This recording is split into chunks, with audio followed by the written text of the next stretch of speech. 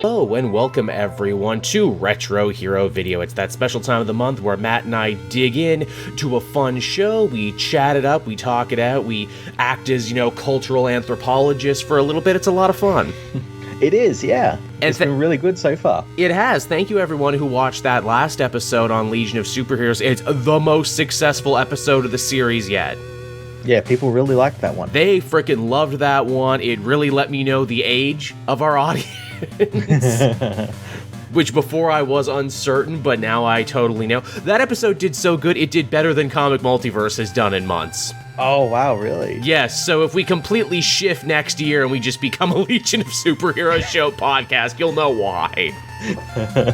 Of course, this week, everyone, we're doing Krypto The Super Dog, which was a show in 2005. We're doing it because the Superpets movie, starring Krypto, actually debuts at the end of the month. In fact, they're still announcing voice actors for that, who's going to actually be in the movie. Really, are they? Yes, they just announced the woman who was playing Wonder Woman, just today, just before we started. Oh, okay. That's pretty cool. Yeah, they were keeping it a surprise and everything, because obviously no one cares who the human characters are, because it's all about who the animal characters are. Yeah. And we double dipped on the rock here at Warner Brothers. We get 2 rocks for the price of 1. We do, around the same month as well. More or less, yeah. I'd been saying it forever. I thought, the Super Pets and Krypto in particular, is bound to break the box office because it's everything movie-going kids. Like, it's a cartoon, it's superheroes, it's a cute animal. Yep. But they actually did another Krypto show. They did it in 2005. In fact, as I was researching here, it aired on the CW Saturday morning block, which blows me away. I'm like, oh, CW had a Saturday morning block?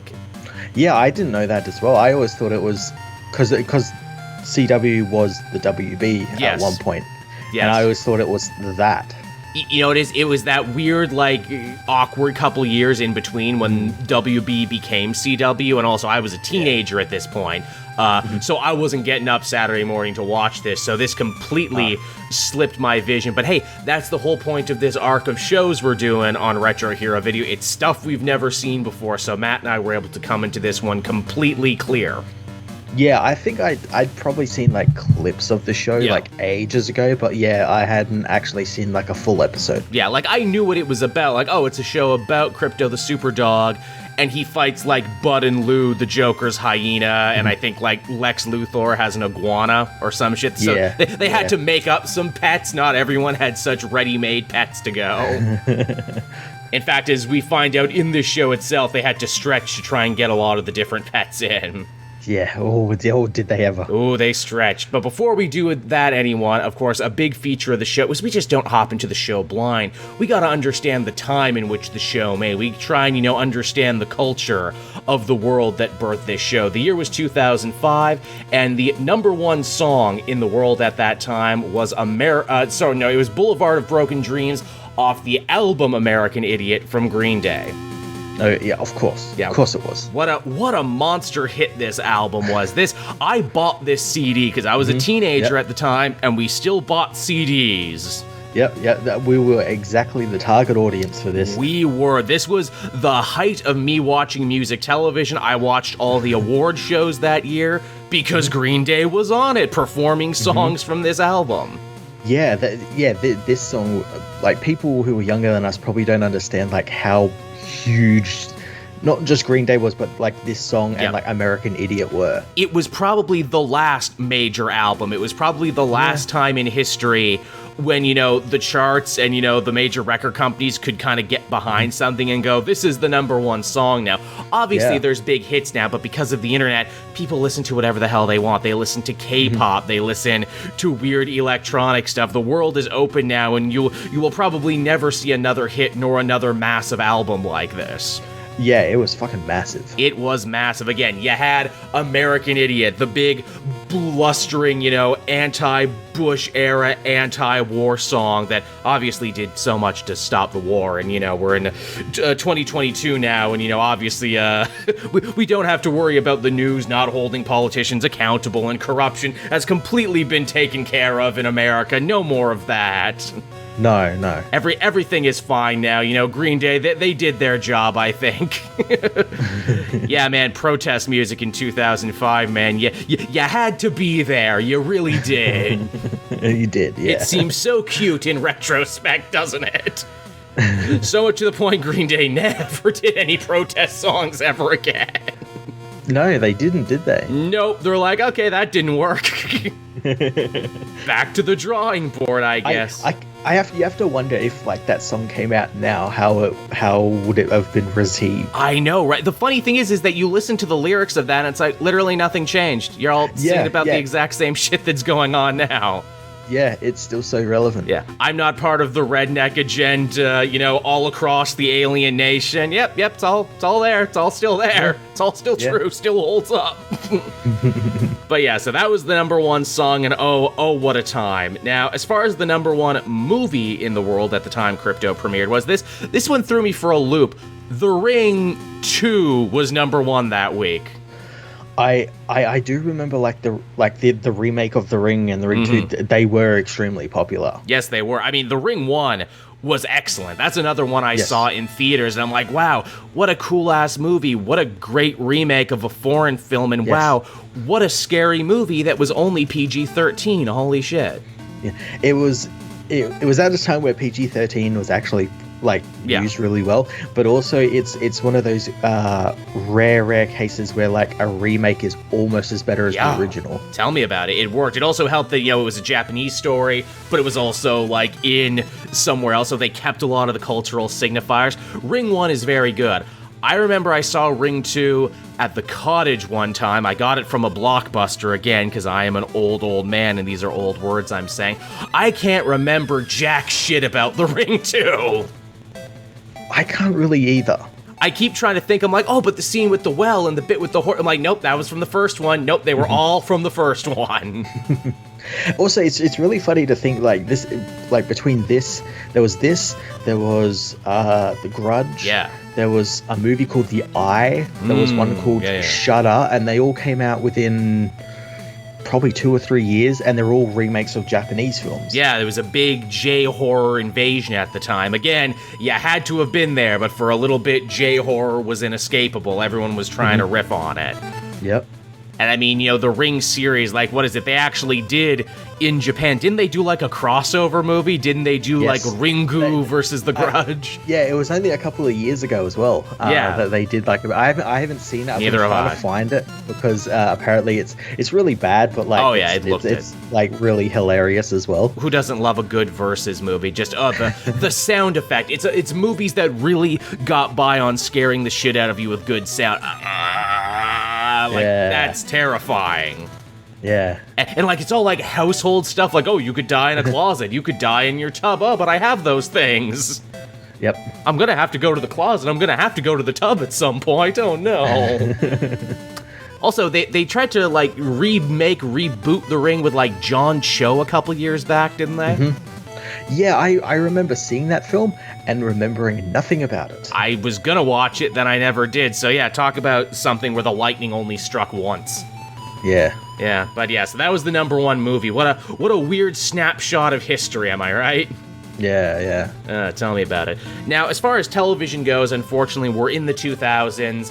American Idol and talent shows still hold the airwaves in a frickin' death grip that they will not release for many more years. But something interesting I did find, the same week, there was actually big rumblings in nerd TV over in Britain because the 16th season of Doctor Who made a big, long-awaited return to the BBC with The Ninth Doctor. Holy shit.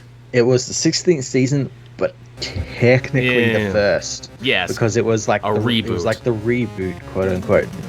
For many people, Eccleston was their first Doctor. Lord knows he was mine when I tried to get into it because it's very easy to, ease new viewers in like I was. Mm-hmm. Yep.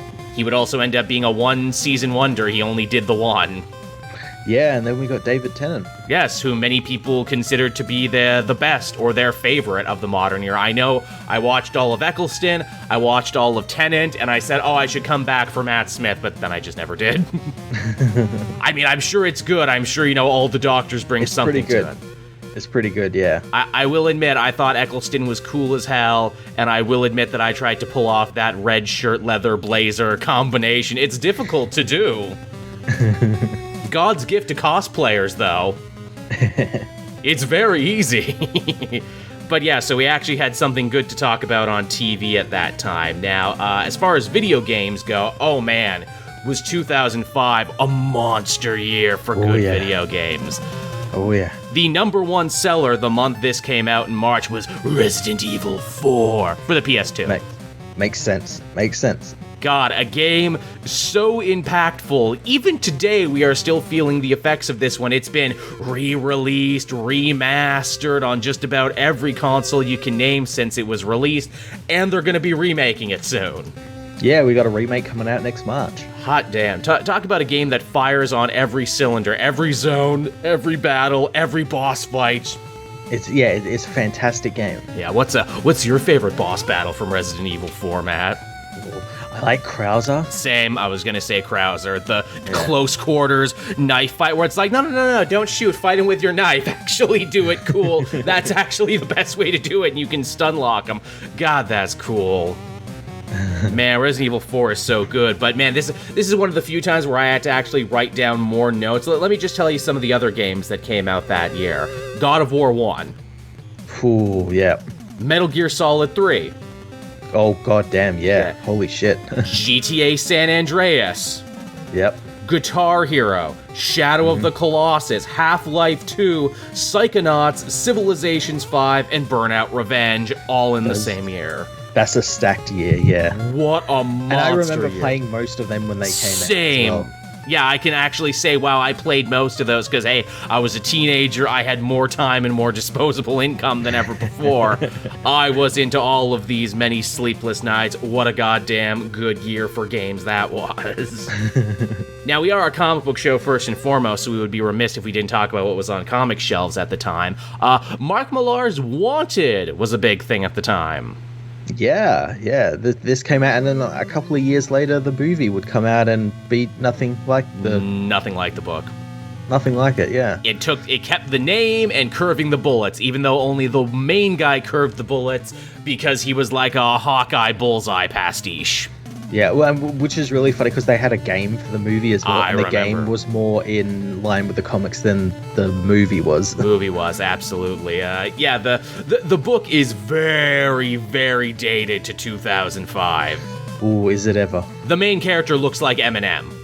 Yeah. Because that was kind of what they were going for, this disaffected, fuck the world. Like, I literally think the final page is just the main character flipping you off and calling you stupid for reading it. Yeah, that was kind of Millar's thing at the time. Sure was. There was this. There was, I think, about a year or two later, there was Superior, Nemesis. Yep, there was all of those. Nihilism was very hip and cool in 2005, kind of like it is now, honestly, when I stop and think about it. Wasn't The Boys being released around the same time? Because it was also it was also a burning middle finger to the Bush administration and the Dick Cheney, Halliburton era of politics, which obviously the new show doesn't do because people are like, well, that wouldn't make sense anymore. It's like one of those you had to be there things. Yeah. Another interesting book that debuted this month around the same time was X-23, #1. Yes, Laura's big solo series, a character that started in X-Men Evolution, was canonized and got her own series, though honestly, I feel like on some level, Marvel is a little embarrassed or at least a little scared to remind people of Laura's first couple stories because she was a prostitute.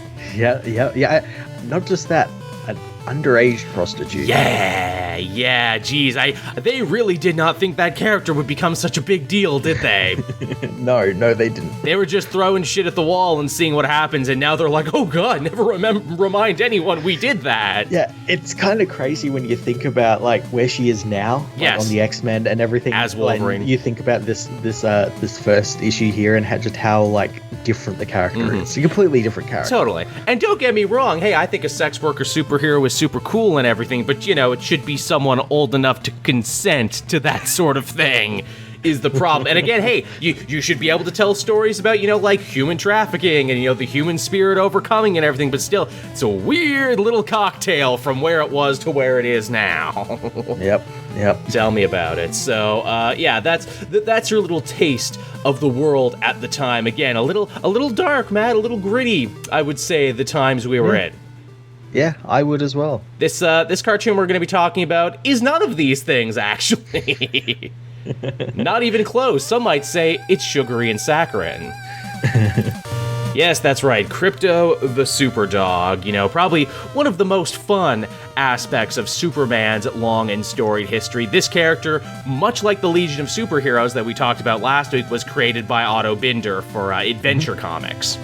Yeah, he created a lot of, the surrounding Superman family, like the Legion, Krypto, all those characters. Fortress of Solitude. Basically, everything that Siegel and Schuster didn't create, but that you know and love about Superman, probably came from Binder. Yep. Shame he never gets his flowers, although he kind of did in the Shazam movie, because we find out Billy's missing father's name is Otto, and I'm like, that's fun. That's a nice reference. He got his flowers many years later. Krypto's 60 years old.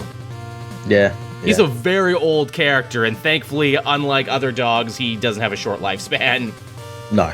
He had a very long lifespan. So we dig into the show, and as with many shows, we get treated to the opening credits. And, I didn't want to try and be too negative too early on, but these opening credits suck.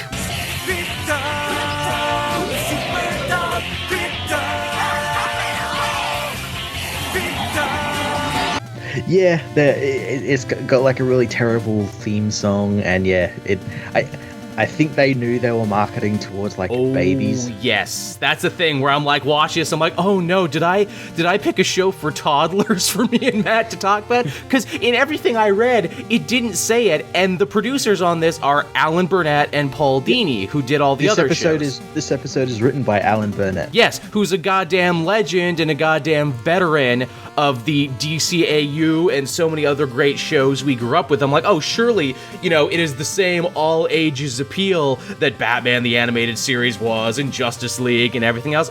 No, actually.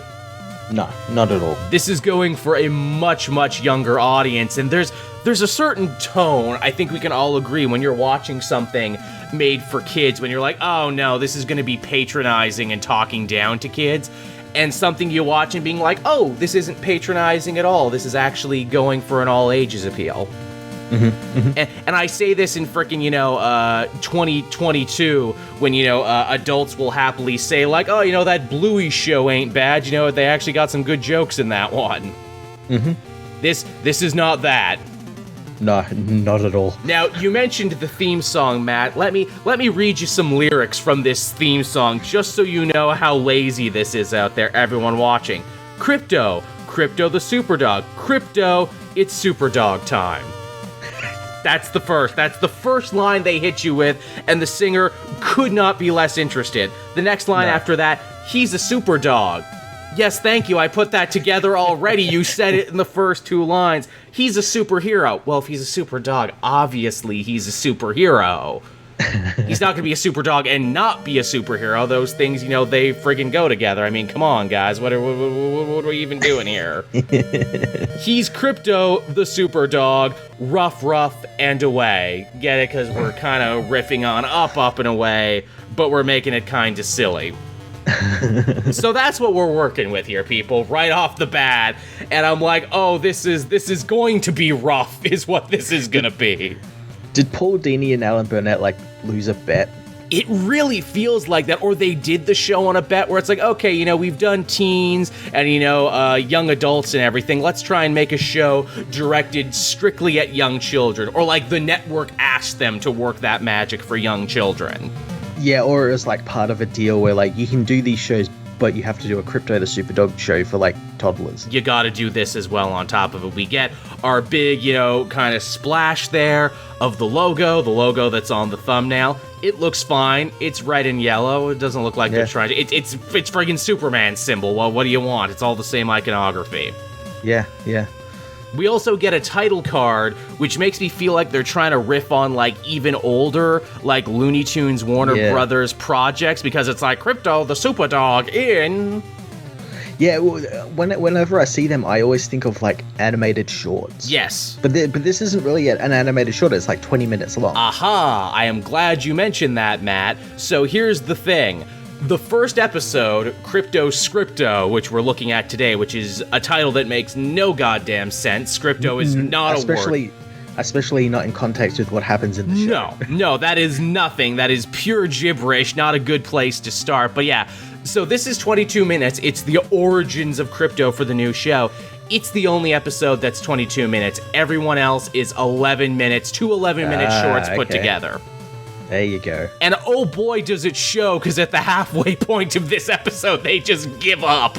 Yeah, they really do. They just give up and start over. But yeah, let's hop into the show proper here. So we actually get a very fun scene of Krypto basically telling us his own origin, how, he's a dog from Krypton. He had a boy in a family that loved him very much, but the boy's father gave him a very important mission to try out a brand new rocket ship. Yeah, pretty much how it is in the comics. Yeah. And also something that hit me in such like a very, sunny, kid-friendly thing where it's like, whoa, Jor-El tests out his rockets on animals. He tests on animals is what you're telling me. Yeah.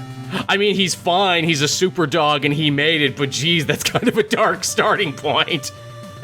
Again, read up on the story of Laika, everyone, the first ever actual Russian dog in space. She did not make it, nor did all those chimps they fired. Thankfully, Krypto did, and this isn't just any Krypto. This is Krypto the Super Puppy. Yes. Which, in fairness, he is a cute little puppy, and the ship they send him in looks a lot like the Golden Age Superman ship, doesn't it? It does, yeah. So at least, they paid attention in that regard, and, be happy with that, because that's the only real kind of references you're going to be getting to comic book stuff in this first episode. Yeah. So yeah, we kind of have, again, like I mentioned before, a Looney Tunes bit of him just, screwing around in the ship and like, oh, he's working the water dispenser, he's working the treat dispenser. Yeah, he starts growing up and everything, and he gets like the collar and the tag and everything, yeah. The red blanket that will become his cape, because apparently that's just standard procedure for every ship the Kryptonians send out. One red blanket just in case. Yeah. You gotta have it. What's funny about this, too, is that it's Krypto doing his own narration, so, like, he's already telling you about stuff that happened to him before, which I thought was a weird way to frame the show. Yep. He's talking about it. Let's talk about voice actors. Krypto in the show is voiced by Sam Vincent, who is a fairly well-known Canadian voice actor. Mm-hmm. So well known, in fact, Matt, I thought it was time for the top 5 roles of Sam Vincent. I'm bringing it back. It's been a whole minute. Number 5, Sonic the Hedgehog from Sonic Underground, but only the singing voice. Okay. Oh, okay. Yeah, it was Jaleel White who did the actual voice, because that dude's basically, been married to the Sonic role since forever. But yes, he did the singing voice, because in Sonic Underground, him and his brother and sister were in a band, and they sang a new song every episode, and they were pretty fucking bad. There's a bit that sticks out in my mind, and I will have to splice it in here so people don't think I'm having a goddamn fever dream. It's Sonic the Hedgehog singing about liberty. Liberty's gonna rock again someday. Liberty's gonna let the music play. Every song she will allow. Like the concept of liberty, but because he's an alien hedgehog and America doesn't exist in their world, they kind of have to like get cute and get around it, but it's a fucking patriotic jam starring Sonic. You know, like all that bad Sonark of like Sonic is Mpreg, Sonic and Shrek and everything on the cross. Sonic Underground kind of feels like that, like the ground zero for all that stuff happening. But yeah, so Sonic the Hedgehog. Number 4, bring it back to X-Men Evolution. He was the voice of Forge on X-Men Evolution. Oh, okay. Do you remember many Forge episodes? Not really. I remember one episode, and it was like a time travel episode. He had like got himself stuck somewhere in the high school, and they had to like try and get him back. So he's the same age as everyone, despite the fact that he's like from another era. Okay. I don't think he ever really helps. Oh no, I think he helps Nightcrawler in a later episode with like his bamfing tech, but he never really did much. That's probably why I can't remember him. I can't really remember him from that show. He wasn't in much at all, but he that was the role. He was Forge. He was in an X-Men thing. Number 3. Sam Vincent was also the voice of Obi-Wan Kenobi, but only in the Lego Star Wars droids. That's the one thing he did it in. Now, Matt, you're a Star Wars expert. Where does Star Wars Legos droids, rank in the great oeuvre of films and expanded universes? It's very hard to place it because it's so, nuanced and steeped in lore, Naturally. Now, that's weird because don't they usually give it to someone else who's Obi-Wan, like in all the animated stuff? I think usually it's James Arnold Taylor who does at least like most of the stuff now for Obi-Wan when it's animated. Yeah, he's pretty much married to the role. But then again, this was 2005, so maybe they hadn't quite hammered that out yet. Yeah. There you go. And finally, probably his most famous role, and I just realized that wasn't 5 roles, but fuck you, you try doing this. He was in Ed, Edd and Eddy as Double D Ed. Oh, okay. Yes, he was one of the 3 Eds. In fact, you can kind of hear it in his Krypto voice. He's just not trying to sound too smart, but it's basically his Double D voice. Okay, you can kind of hear it, yeah. Yeah, Double D's a little bit more high-pitched and is like obviously the smart one out of the 2 dumbass Eds. That's basically what he's doing for Krypto. Okay. Though admittedly, Krypto himself is kind of dumb because he's a dog. They do the whole Supergirl thing where it's like, oh, he ages up in the pod and everything before he gets there, which is kind of interesting because that means that Superman got there first, but he aged up, but he was to test the rocket, but the rocket got lost, but Jor-El used it anyway. This children's show is doing my head in, Matt, I tell ya. It's not inherent to canon. No, not inherent to canon. No continuity, you know. 0 out of 10 for this show for toddlers, I'm sorry. Yep. We're going to get mad about it and do a bunch of YouTube videos about it. Sure are. For this show from 2005, we're almost 2 decades late. Yeah. I like it too, before he leaves the ship, he gets a collar and a House of L symbol because, animals in cartoons are naked if they don't have collars. Yes. Oh, he also gets a universal communicator because this show would be really hard to do if humans couldn't hear what he was saying. I'd actually like a version of the show where he's just going, I don't know, Shaggy. I'm sure there was a bit where they pitched that, but I'm sure they're like, no, you can't have a show where no one knows what the dog is saying because then it just becomes Lassie at that point. It's also funny, too, because when he gets on Earth, other animals can talk, too. He can talk to other animals and they can talk to him, but only he can talk to the human because he has, like, a universal translator. I guess, like, the translator works for humans as well. I guess, yeah. Did Clark get a universal translator? No, he just understands them. He just understands. Because, yeah, like, everyone in the comics just understands Krypto just implicitly. Yeah. And, like, in my headcanon, again, you're more of a super fan than me, is Krypto super smart by dog standards in the same way Superman is super smart by human standards? I mean, I would assume so, being that he's affected the same way by, like, Yellow Sun. Yeah. Also, he got aged up in that pod when his ship kind of went off course and anything. We don't see Jor-El there teaching him the mysteries of the universe the same way he did Clark, so he's still a puppy in mind, though a dog in body. So he probably still needs to be house-trained and stuff. Probably, yeah. Probably. Maybe that's why Krypto isn't so smart in this show, because he's still just a big puppy, There's one joke that actually made me laugh. Again, a lot of these jokes are super low impact, but when he flies by a bunch of geese, and they're like, oh no, they can fly now, we're really in trouble. Because dogs chase geese, or at least they do here in Canada. Yeah. Krypto, now that he's on Earth, he needs a boy. He's got to find a boy, because it's a boy in his dog story is what it is. And also, he needs some cover while on Earth, too. He can't just be a stray superhero dog. No, not at all. He's got to have someone to feed him and pick up his poop. Scratch his belly, because, that's how it works. And he only proceeds to freak out children by running into playgrounds and being like, who wants to adopt me, kids? Yeah, just freaking out children. At least he wasn't like a pit bull. At least not. Yeah, exactly. Where's that story where it's like, oh, sorry, Krypto, we gotta put you down. He traveled across the universe to bite a child. Oh, they try and put him down, but he catches the bullet in his teeth. Because he's fucking cool like that. Now, again, as I said, it's a boy and his dog story, so we get introduced to the boy. His name is Kevin. He has just moved to Metropolis, and he's not having a good time. No one's giving him the time of day, not the least of which his new neighbor, Andrea. And I don't know if you caught this, Matt. Kevin and Andrea, are they references to Kevin Conroy and Andrea Romano, the voice of Batman and the voice director for all these DCU shows? Probably. Which is hilarious to me because Andrea Romano does not do the voice casting for this show, and Kevin Conroy, as far as I know, is not in it. Which is why it's like kind of bad voice casting. Yeah, it's not great, right? Again, it's all kind of like, ooh, this is the B and C tier. This is, ooh, we're making a show for kids. We're not going to try too hard. I will get to it, but when Superman turns up, it's pretty bad. It's pretty friggin' lazy. It's like, oh yeah, you didn't have the greatest living voice director working on this the same way you did on those other shows.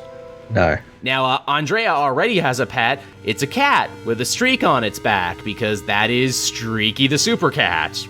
Yep. Who is not super in this world at all, because just a normal cat. Yeah. Now, if we keep watching the show, will we also see Comet the Super Horse and everything else? I mean, probably. I know Ace the Bat Hound shows up. Ace the Bat Hound is in the opening credits, is the funny thing. Again, because you got to have Batman there to show people Batman exists. Even in the animal kingdom, Batman's supremacy must always be upheld. So yeah, Kevin gets messed around with some bullies, and we know they're bullies because whenever they're on screen, we get guitars go we are sinister, gonna throw your friggin' thing in a tree, fuck you. He tries and gets his frisbee out of a tree, and he almost dies instantly. Yes. Because, kids climbing trees. I mean, I wouldn't have bothered climbing that tree. I'd have been like, nope, it belongs to the tree now, I'm cool. Yeah, it's the trees now. Trees now. And of course, this is a perfect opportunity for Krypto to come on in, much like Superman, and save a dumb child from being street pizza.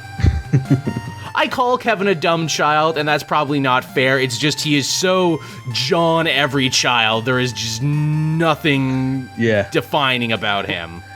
I guess that's like the point, because again, this is a show for kids. They need the kids to be able to say, hey, that's me. Exactly. You're supposed to superimpose yourself onto it. The kid quickly discovers that, oh, you're an alien dog because you got the same symbol as Superman. Also, I know about Krypton because I guess we're going by Donner movie logic that Superman sat down with the paper and told everyone what his deal was. Yeah. Because everyone is just aware of it. Yep. Also, the paper is the Daily Planet, so I guess that is the one other comic reference we get in this. Mm-hmm. We don't see a byline, but I can only assume it's written by Lois. I assume so, yeah. Because she kind of, that's kind of a racket. The closest thing we get to an actual bit of drama is the parents arguing amongst themselves whether or not they're going to take in this stray, which, is a good conversation to have because your kid just showed up with a strange dog and wants to keep it. Yeah. Like you said, you don't know if it's gonna bite everyone. You don't know what it's got. Yeah. It could be a secret pit bull in disguise. Oh, exactly. It's wearing a little costume. It pulls the zipper down. And before pit bull people come at us, yes, we know not all pit bulls are mean. A lot of it comes down to the owner and how shitty they are. Hell, I'm pretty sure Dalmatians actually bite more people. Yeah. Speaking of which, do we know what kind of dog Krypto is? They never say. He's an alien dog, but what breed is he supposed to be? A white one. I don't know. Yeah, the white one. He's a white one is what he is. Gotta get you one of them white dogs, The parents are funny, too, in their design, because I totally feel like they're modeled after someone's real parents. Yeah, it feels like, probably like an animator's parents, or like, one of the writer's parents or something. Yeah, they look very specific in their way. Like, the mom's got, like, a side ponytail. The dad's a little pudgy with, like, really, really black circles around his eyes. And I'm like, these are interesting animation choices that make me think these have to be based on real people. Or they're, like, a writer and his wife. And the kid is their, like, son. I'd buy that. I totally buy that. Yeah. So this, as you'll notice, it's around this point, we're around the 11-minute mark, and this is kind of where the episode gives up, and we essentially get a little music video with a completely different Krypto the Super Dog theme song that they throw in here. Yeah. I am certain this was an alternate take they had, and they're like, oh, this is pretty good, just put it in the show. It's like when, you know, in anime is how you get halfway through a season and then the opening changes? It's like that.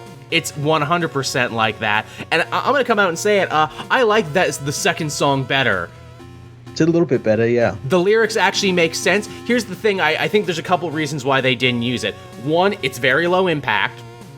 It's a lady with a guitar. It sounds like something you would hear at Lilith Fair. And also, the song directly references the kid, where the opening theme song to this does not reference the kid, because I imagine people are like, oh, it's a show about Krypto the Super Dog, I want to watch that. Not Krypto and some friggin' kid. They hadn't cast the kid yet. Probably. You know, they were still looking. They were like, let's downplay it. So yeah, Krypto and Kevin getting all sorts of shenanigans. You know, we see all the good stuff that a super dog can do. He can help you hide your laundry under your bed. He can help you heat up a cold pool. He can do so much stuff. Which, yeah, admittedly, yeah, that's the meat and potatoes of a Krypto story. Wouldn't it be great? Yeah. They build him a little doghouse, too.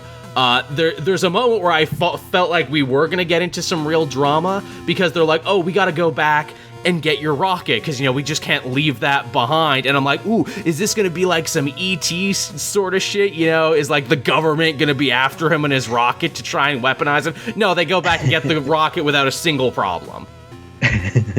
You see, this is my problem. You see, I'm trying to write a show that appeals to me, not a show that appeals to 6-year-olds on Saturday morning. A show that has some form of drama, plot and drama to it. Yeah. You know, I'm waiting for Amanda Waller to be like, by God, a super dog. I better dissect it and find out what we can learn for America. 'Cause she's a cat person, you see, Waller, and hates dogs. She was bitten as a child, and as we discover, and that's why she's so mean to inmates. There was a pit bulls and parolees thing at Bell Rev, but she just put a friggin' stop to it. Yeah. Also, the nosy neighbor girl starts to get wise to what they're doing. I'm sure that will continue to build in other episodes, but here it's just nothing. No. Also, Streaky the Super Cat likes the kid and his dog, but the girl doesn't. Because reasons, because you need someone to not like them. Of course. I will say their underground base is actually kind of cool, and I like the shot where we see it goes from under the doghouse to the rocket to be his own fortress of solitude, and I'm like, all right, that's actually not bad. That's actually pretty good. Yeah, it's pretty cool. It's not a completely artless show. Someone actually put a fun idea in there. We also discover via a very convenient television set in the rocket that Superman is away on a space mission. Boy, sure was nice of him to tell the media before he left. Yeah, it was. Hey guys, going away for a bit. Can you, like, not start a war and, like, maybe not kill each other while I'm away? Cool, thanks. In this universe, all of Earth is on the honor system, you see? Okay, Superman, hand to Gog, we're not gonna do it. We promise to be good while you're gone. But, oh no, a tanker ship that was hauling zoo animals is sinking. I don't know why, but yeah. I mean, I guess you got to get zoo animals into the country somehow, and I guess some of them would have to come by tanker ship, I suppose. I guess so, yeah. I mean, I assumed, you know, for whatever operation you're running, you'd want to, like, trank them and take them by airplane to get them here pretty soon. Yeah. Maybe it's one of them cheap-ass zoos. Maybe it's one of them, you know, like, water for elephant-style zoos. Where they don't give a shit. Also, you know, because this is a world where animals can talk, all the animals have hilarious sounding accents and speech impediments, you know, to keep in line with the Warner Brothers Looney Tunes of it all. For some reason, the lion sounds like friggin', what's-his-face? What's-his-face? Yeah, it sounds like, oh god, why am I blanking on his name? You know, the director who's a major sleazebag. That doesn't narrow it. I know, right? I know. Woody Allen, there you go. Yeah. Oh no, he sounds like Woody Allen for some reason. We got a whole bit there where Krypto's got to try on a new costume to try and hide his dog identity. Yep. Because that's important, you know, you gotta hide your dog identity, because, you know, I have a hard time telling dogs apart. Yeah, you'll know that he belongs to that one kid in Metropolis who just moved to Metropolis, you know. Better go get him. Know. Better go kick his ass. Krypto goes out there, he saves the day. Many hilarious antics ensue with the animals. You know, the warthog almost drowns because it's smaller than the giraffe. You know, animal jokes. We got them for days. Yeah, the lion is scared of water because that's a trope for some reason. Cats don't like water. Also, the lion might eat the other animals if given the chance. The rhino is kind of a dick. I'd love if that was the thing. He freed all the animals and like the lion just like massacred them all. Oh man, who wrote this? Tom Taylor? This took a real dark turn in the halfway point. But yeah, so Krypto is a big hero and everyone loves him, and he has unveiled himself to the world, much in the same way Superman revealed himself to the world, and much like no one can tell Superman is Clark Kent, no one can tell this dog is the Super Dog. Yeah, no one recognizes that white dog. No. Which I actually like. The parents are watching it on TV like, hey, you know whose dog that is? Superman, probably. I mean, he's got his symbol and superpowers. It's definitely not our dog. Definitely not our dog, definitely not. You'd think more people would have more questions, like, are there other super animals? Do super animals taste delicious, maybe? I know there's a bat cow, but I wouldn't eat him. He's just a regular earth cow with a bat symbol on him. I know Bat Cow wasn't existed yet, and that's a shame, because I think Bat Cow would be great for this. All the different adventures they go on. So yeah, the day is saved and everyone's happy, but oh, who's that out the window? It's not Santa, it's Superman, who, again, showing his detective skills, was able to discover where the Super Dog was in no time. It's Dollar Store Superman. Oh man, he's going for a Tim Daly thing, this guy, but it ain't working. He's just so boring. I looked this guy up. His name is Michael Dangerfield, and he voiced Superman once in this. But he actually has a connection to Superman because he played Gordon Godfrey on Smallville. No shit. How about that? Yeah, but yeah, he's terrible Superman. There's like no emotion in his voice or anything. He sounds asleep. At the wheel. It sounds like someone called in a favor and they're like, oh crap, we couldn't get Tim Daly, we couldn't get the Justice League Superman to come and do this. You know, they wanted no part of it. Who do we got? This guy, we guess. Yeah. I will admit, one thing that I kind of like is the kid gets him the pictures that he drew and sent with Krypto to Earth, and Superman's like, oh, these are like the last pictures of Krypton. This is like some actual real artifact stuff. Yeah, yeah. I thought that was actually kind of a nice idea and everything, you know, Superman to be rejoined with this piece of his culture that he'll never see again. But that doesn't last very long, and of course, oh no, is Superman gonna take the dog away in the first episode? I am 6. I'd love if that was the thing. He's like, no, this is my dog. Fuck you. Yeah, fuck you. He is so dangerous. He has a nuke behind each eye. I don't trust you, kid. We're in the super dickery era of Superman. Not only am I taking your dog, but I'm gonna wipe your mind and the mind of your family, because I can do that. Yeah, just let me kiss you. Yeah, exactly, little boy. I've done it in other things. And bring out your family. Gotta kiss all of them. I'm gonna kiss this whole neighborhood just to make sure no one remembers this dog was here. But yeah, of course, Superman's like, oh, you know, I'm busy saving the world and everything, so, you know, maybe you should watch him and help train him, and, you know, there's how your series starts. There's your inciting incident, everyone. Yeah, leaves this very dangerous animal with this child. Yep. For at least 2 more seasons of adventures.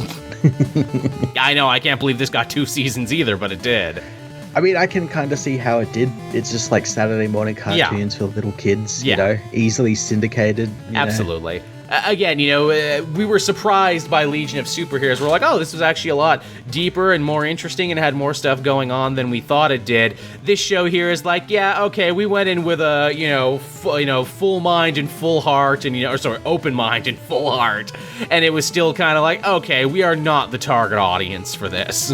Yeah, I'd love to ask Alan Burnett and Paul Dini about this, and just like, how did this happen? Like, where did this come from? Yeah, likewise, I tried finding, production notes and everything on Wikipedia, and I couldn't find anything, so, it looks like they haven't talked about it very much. Yeah, I think it might have been just, a contractual thing. You can do all these other shows, but you got to do this one for, the little kids, for, the Saturday morning cartoon block. Yeah, you owe us one for the new CW thing. Yeah, this whole thing reeks of this was a job. Yep. This was a job to us is what this was. And apparently they do some cool stuff later. Like we said, they introduce a bunch of villainous pets. Lex Luthor's iguana, Bud and Lou. I think they introduced like a space dog later on who was like kind of Krypto's equal. Brainy, which I'm like, oh, is that Brainiac's dog? No, actually. but wouldn't have that been interesting if Brainiac had a dog?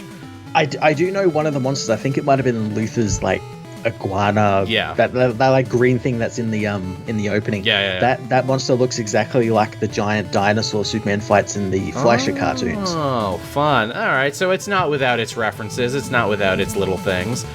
Yeah. So yeah, there's Krypto the Super Dog, everyone. Not for us, but the idea is solid, and I actually think that Superpets movie is going to be pretty good. That one actually does look to be aiming for more of an all-ages audience. It does, yeah. Yeah, so maybe that one will be good. Maybe we'll talk about that one on here sometime. But yeah, that'll just about do it for us, everyone, and another installment of Retro Hero Video. We hope you liked it. We hope you had some fun. And next time we'll be back talking about a Fantastic Four cartoon. Yes.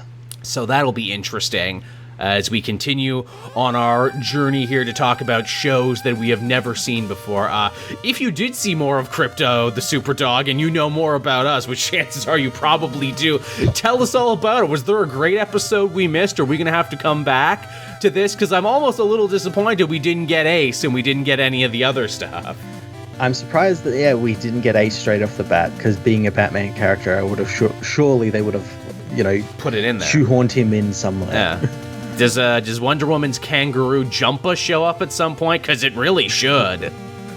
I mean, come on, you have a chance to put a kangaroo in a cartoon and you don't do it? Don't do it, yep. Yeah, you're missing out. So, all right, everyone, that'll just about do it for us. Matt and I will be back again next time. Thank you so much for watching. See ya. Bye-bye.